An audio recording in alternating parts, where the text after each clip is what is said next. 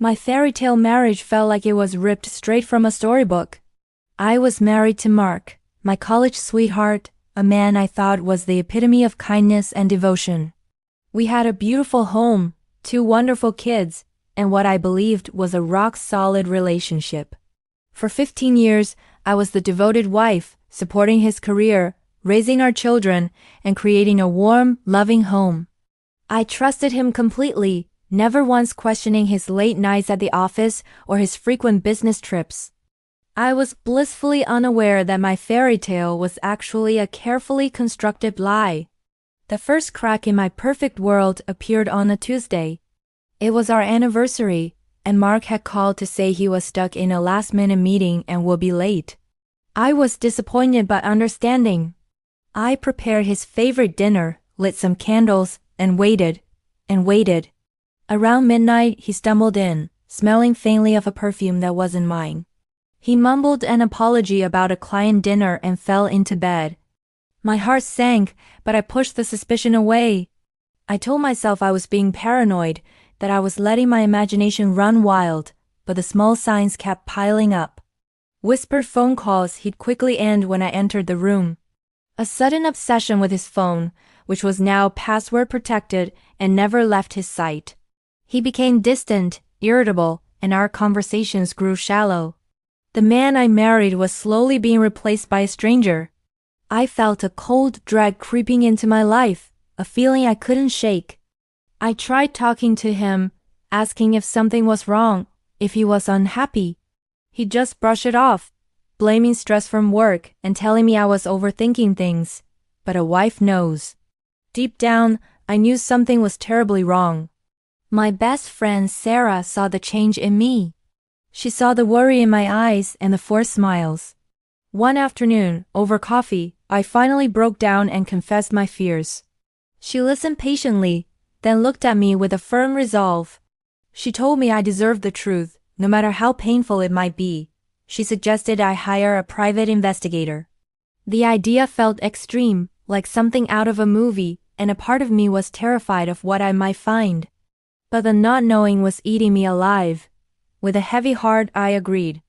It was time to stop living in denial. The investigator was a discreet professional named Mr. Harrison.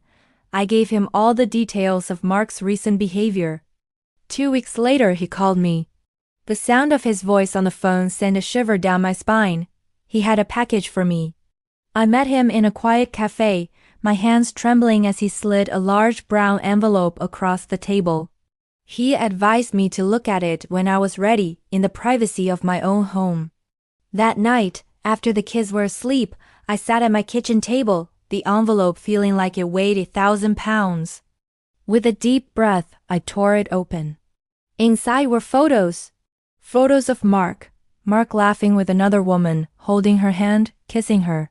They were at a fancy restaurant, the same one he claimed he went to for a client dinner. There were pictures of them entering a hotel, the same weekend he was supposedly on a business trip. The woman was younger, his new assistant, a name he'd mentioned in passing. Her name was Chloe. Each photo was a dagger to my heart. The betrayal was so profound, so absolute, it felt like I couldn't breathe. The man I had dedicated my life to was a liar and a cheat. The tears I had been holding back for weeks finally came, a flood of grief and rage. For the next few days, I was a ghost. I went through the motions of motherhood, but inside I was shattered. My world had collapsed. Sarah was my rock, letting me cry, letting me vent, and reminding me that this was not my fault. Amidst the heartbreak, a new feeling began to surface, anger, a cold, hard anger. He had not only betrayed me, but he had disrespected our family, our children, our entire life together.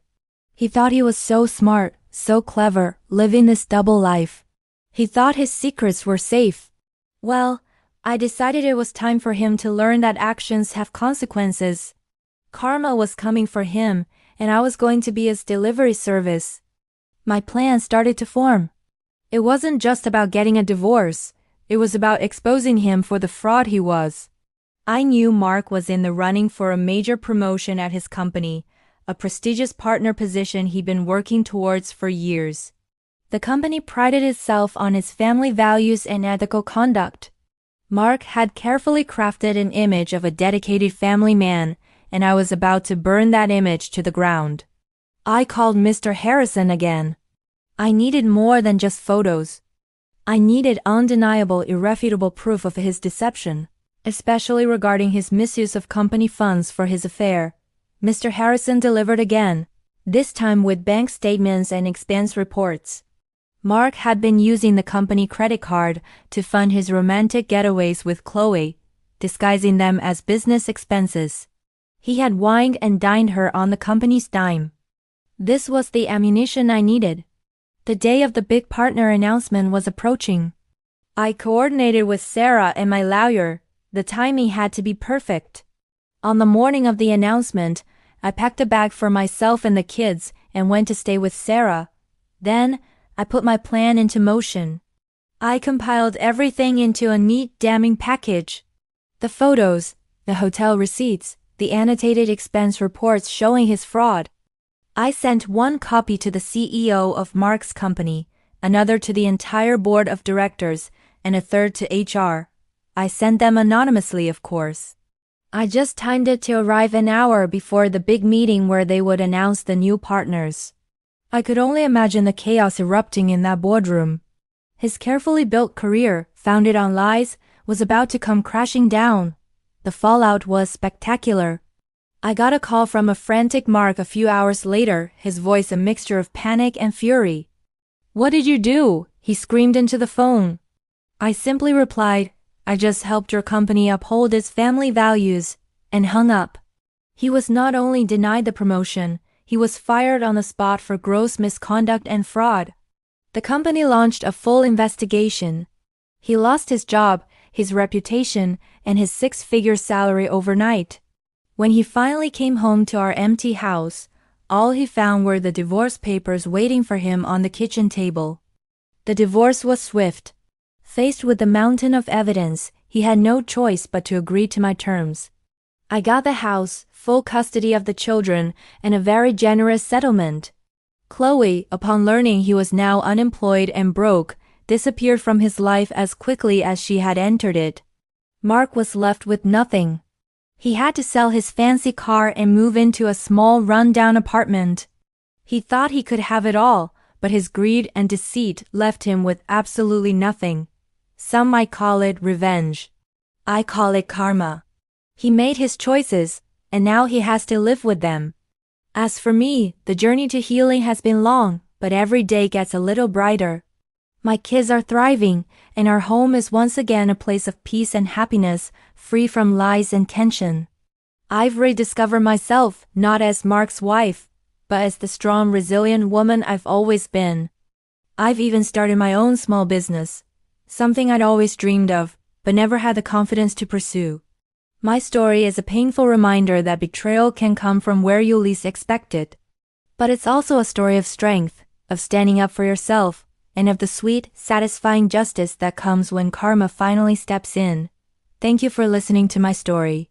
Don't forget to like and subscribe for more content.